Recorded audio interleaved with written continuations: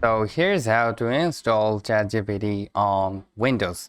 So let's get started. First of all, what you're gonna do is simply go to the Google Chrome itself. If you don't have the Google Chrome, just download it right now. Alright. So after that, you need to go to chatgpt.com, this website.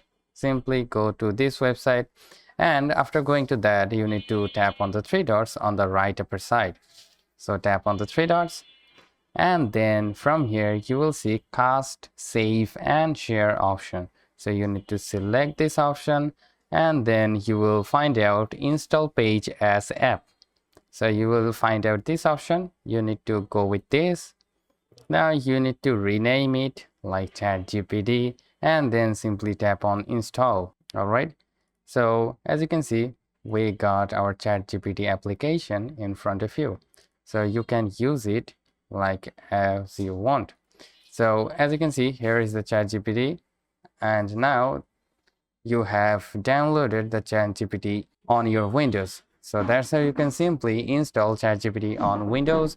Hope this video helps. If yes, please leave a like, and we'll see you pretty next time.